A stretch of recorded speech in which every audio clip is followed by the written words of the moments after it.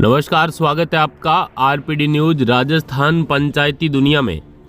बांसवाड़ा जिले की खेड़ा वडलीपाड़ा के पूर्व सरपंच व ब्लॉक अध्यक्ष सरपंच नरवेश डिंडोर से राजस्थान विधानसभा चुनाव 2023 को लेकर चर्चा की गई। राजस्थान विधानसभा चुनाव 2023 को लेकर सरपंच डिंडोर ने कई बड़े मुद्दों पर बात की। आइए सुनते हैं आरपीडी न्यूज प्रधान संपादक बिरबल कड़वा की यह खास रिपोर्ट। आरपीडी न्यूज़ से मैं बिरबल कड़वा और आज हम पहुंचे हैं खेड़ा वडली पाड़ा के पूर्व सरपंच नरवेश डिंडोर और वर्तमान में ब्लॉक अध्यक्ष हैं बांसवाड़ा से।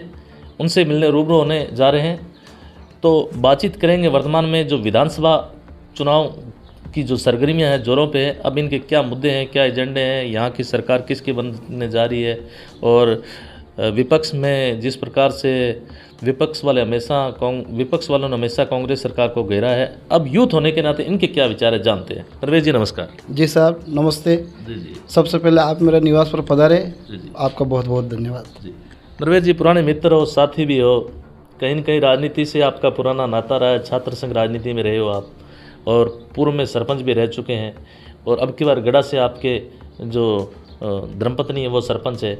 अब की बार सरकार किसकी आएगी, क्या लगता है? जी अब की बार सरकार यहाँ पे साहब एक ज़मीनी लेवल से एक बड़े लेवल तक काम जो हमने हमारी आंखों से देखा है तो कांग्रेस सरकार का देखा है। हमें पूर्ण भरोसा है कि कांग्रेस की सरकार बनेगी। आप यूथ हैं, युवा हैं, कहीं न कहीं आपको लगता नहीं विपक्ष ने हमेशा गहरा नकल पर नकेल कसने में कांग्रेस सरकार है वो नाकाम रही है, इसको लेके क्या कहना चाहेंगे? ऐसा तो है साहब, जब सरकार चलती है तो विपक्ष का काम होता है आरोप लगाना। ये सब की अपने अपने व्यवस्था है। अगर किसी व्यवस्था में अगर किसी का आगे पीछे अगर कुछ होता है तो वो एक अलग बात है, लेकिन कांग्रेस सरकार ने जो भी काम किया है और जो जिस प्रकार की विचारधारा जो हमारे सीएम साहब ने गरीब को गणेश मान के जो भी योजना चलाई है, इन सब चीज़ों को देखते हुए हमें पूर्ण भरोसा है कि यहाँ पे हमारा अर्जुन सिंह जी बामणिया बड़े अच्छे वोटों से जीतेंगे और हम आशा करते हैं कि वो पुनः सरकार में मंत्री बने और यहाँ पे कांग्रेस की सरकार बनेगी, ऐसी हमारी पूर्ण भावना है। आपने कहा कि कांग्रेस सरकार ने गरीबों के लिए बहुत सी योजनाएं, लेकिन विपक्ष का आरोप है कि ये जो योजना है खाली चुनावी घोषणा है, उसको लेके क्या कहना चाहेंगे? मेरा मानना यह है साहब, जब मैं पहले सरपंच के कार्यकाल में था, अभी मेरे मैडम हैं, हमें पता है कि पंचायत में सबसे पहले योजना आती है तो सरपंच उसको जानता है। आज एक हमारी पंचायत में एक गरीब व्यक्ति के लिए जो योजनाएं है और इस योजना का लाभ कांग्रेस के व्यक्तियों ने भी लिया है प्लस बीजेपी के या अन्य पार्टियों के व्यक्तियों ने लिया है, जबकि हमें पूर्ण पता है कि वो लेके भी अगर इनको कुछ बोलना है वो इनकी अपनी एक भाषा है, लेकिन हमारा जहाँ तक मानना है कि सरकार ने बहुत अच्छा काम किया है और हम इनके साथ हैं। नरवेश जी, आप युवा नेता भी हैं, कांग्रेस पार्टी से आपका जुड़ाव है, पद है, कहीं न कहीं चाहे कोई भी सरकार हो, कोई भी पार्टी हो, बीजेपी हो या कांग्रेस हो, हमेशा किसानों पे और युवाओं पे दाव खेलती है, लेकिन इनको नज़रअंदाज कर देते हैं। आपकी सरकार अगर आती है, ये मान लें या 5 साल पूर्व में गए हैं, किसानों के लिए कोई विशेष ऐसा एजेंडा नहीं किया, तो उसको लेके क्या कहना चाहेंगे? हमारा तो ये साहब, हमारा निवेदन ये थे कि हमारे पूर्व विधानसभा चुनाव के पहले हमारे बामणिया जी ने यहाँ पे पानी का बोला था। हमने इनसे क्षेत्रवासियों ने मांग करी थी कि साहब हमें नहर ला दो, लेकिन नहर वाला मामला ये थोड़ा घाटा क्षेत्र है, उतार चढ़ाव है, तो उसमें नहीं सेट पाया। पर हमारे मंत्री महोदय जी ने ये वचन दिया था कि मैं अगर जीत गया तो यहाँ पे तालाब बढ़ूँगा। तो मेरी पंचायत में खुद पहले वाले कार्यकाल में 3 करोड़ का मजूरिया डैम दिया है। अभी जो 1.5 से 2 करोड़ का तालाब जो मेरे जहाँ पानी पीने की दिक्कत थी वहाँ पे तालाब दिया है, जो आज तक कभी रोड नहीं हुआ था। बहुत जहाँ पे बीमार हो जाए लोग खाट में तोड़ के लाते, वहाँ पे इन्होंने 3 किलोमीटर डामर रोड दिया है। तो हम तालाब दिया है, वहाँ पे लोग पानी पिला रहे हैं और हमने ये माना है कि हम साफ सेवर हमने बात करी है। अब की बार अगर चुनाव जीतते हैं तो सिंचाई के पानी के लिए इन्होंने घोषणा करी कि मैं सर्वे के लिए अभी से वो व्यवस्था और देख रहा हूँ और जीत गया तो मैं सिंचाई के लिए पानी पहुँचाऊँगा। आपके हिसाब से नरवेश जी, अपने अगर राजस्थान की बात करें तो कितनी सीटें आनी चाहिए? हमारा टारगेट तो साहब 150 ऊपर का है। जी हमारे अगर बांसवाड़ा जिले की जैसे 5 विधानसभा की बात करें तो आपके हिसाब से कांग्रेस की सीटें कौन कौन सी फैक्ट्री? हमारा तो मानना साहब कुशलगढ़ सीट तो है ही, मालवीय जी है।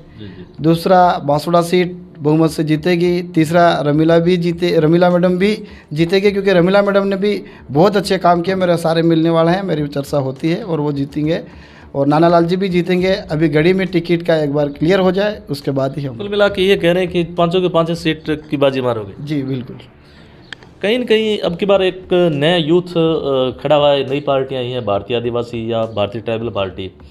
तो उनकी एक पीड़ा थी कि जनसंख्या के अनुपात में आरक्षण नहीं मिल पाता, जिस वजह ये पार्टियाँ खड़ा जो नई पार्टी मुख्यमंत्री गहलोत साहब था, उम्र का भी पड़ाव आ गया है। तो नए जो सचिन पायलट साहब हैं, उनका नाम भी काफ़ी, वो भी यूथ से हैं, उनको भी मौका मिलना चाहिए। बिल्कुल, इनको भी मौका मिलना चाहिए, पर एक व्यवस्था के हिसाब से, भाई जिम्मेदारियों के हिसाब से घर कैसे एक मैनेजमेंट में बढ़िया चले, वो हमारा ज़्यादा अनुभव गहलोत साहब के पास है। इसलिए हम तो मान रहे हैं कि गहलोत साहब उसका नेतृत्व, क्योंकि अपने सबके आंखों के सामने जो इन्होंने व्यवस्थित रूप से एक राजस्थान की जनता की सेवा करी है। कोरोना के टाइम में घर बैठे बैठे जो बाहर से लोग आए थे, इनको हमने बीमार है इनको जाके दिया है, हॉस्पिटलों में ले गए। कई सारी ऐसी जानें हैं जो हमारे सामने निकल गई। तो उस टाइम में साहब ये था कि विकास की बात बाद में, व्यक्तियों का जी बचाओ। ऐसे टाइम में हमारे माननीय मुख्यमंत्री जी ने जो किया है, इसलिए हर जहाँ भी विपदा आई है वहाँ पे गहलोत साहब के मैनेजमेंट को लेके ये बात है। इसलिए हम सबकी एक बार युवाओं की भी ये है। और सीएम साहब हमारे सचिन जी भी बनेंगे, वक्त के साथ वक्त आएगा तो वो भी बनेंगे। जिस प्रकार से वर्तमान में ईडी के जो छापे पड़े हैं, गोविंद डोटासरा की बात करें, उदयलाल आंजना, तो उसको लेके क्या प्रतिक्रिया देना चाहेंगे? यूथ है, आपकी क्या सोच है? उसमें प्रतिक्रिया तो मेरी ये रहेगी कि जब जो व्यक्ति, उसकी सारी प्रतिक्रिया अच्छी हो, उसका मैनेजमेंट अच्छा हो, जो अपने अपने दिशा में आगे बढ़ रहा हो, उसके बाद जब खुद को बीजेपी को पता है कि हम कहीं न कहीं उसको रास्ते से भटकाएं, इनका दिमाग और कहीं जाए, तो ये डिस्टर्ब चलेंगे, इधर चुनाव हो जाएंगे, तो कहीं न कहीं इनका ग्राफ है वो बिगड़े। लेकिन इससे होना धोना कुछ नहीं है। राजस्थान की स्थिति की बात करें तो जब से टिकट बंटवारे को लेके हुई बात, और वहाँ से ही मोदी जी ने वसुंधरा जी को साइडलाइन करने की कोशिश की, तब से ये बीजेपी को एक झटका लगा है। और ज़मीनी लेवल पे भी इनके सबके एक रूह काँप गए हैं कि हमारा होना क्या चाहिए। सीएम साहब वसुंधरा जी भी बन पाएंगे या नहीं बन पाएंगे, इनका ही ठिकाना नहीं है। तो कार्यकर्ता में तो एकदम विचारधारा अलग अलग हो गई। जी, अंतिम क्वेश्चन है नरवेश जी, अगर भारतीय जनता पार्टी से हकरू भाई या धनसिंह रावत को टिकट मिलता है तो मुकाबला सबसे ज़बरदस्त किसके साथ रहेगा? मुकाबला तो हकरू भाई के साथ मिलता है। हकरू भाई को यदि टिकट मिलता है तो इनके जो कैंडिडेट 3-4 है, अगर वो एक पटल पे आए तो हम कह सकते हैं कि फिर भी हम लीड्स के मंत्री जी को जीतेंगे। लेकिन कुछ कंपटीशन है, अगर धन सिंह जी के साथ आए तो वो इनकी पार्टी की विचारधारा, वो इनकी व्याख्या वो करें, क्योंकि हम यहाँ पे, हम तो हमारे जो कैंडिडेट है उसकी बात करें। कहीं न कहीं समीकरण तो जुटाने ही पड़ते हैं। समीकरण तो है साहब, हम तो बस यही है कि ज़्यादा हकरू भाई को अगर टिकट मिलती है तो माननीय मंत्री महोदय जी, और दोनों का इनका मुकाबला है। जी, तो यह थी हमारी खास मुलाकात यूथ ब्लॉक अध्यक्ष नरवेश डिंडोर, पूर्व सरपंच खेड़ा वडली पाड़ा, जिन्होंने स्पष्ट विचार रखे, पार्टी के हित में बात की।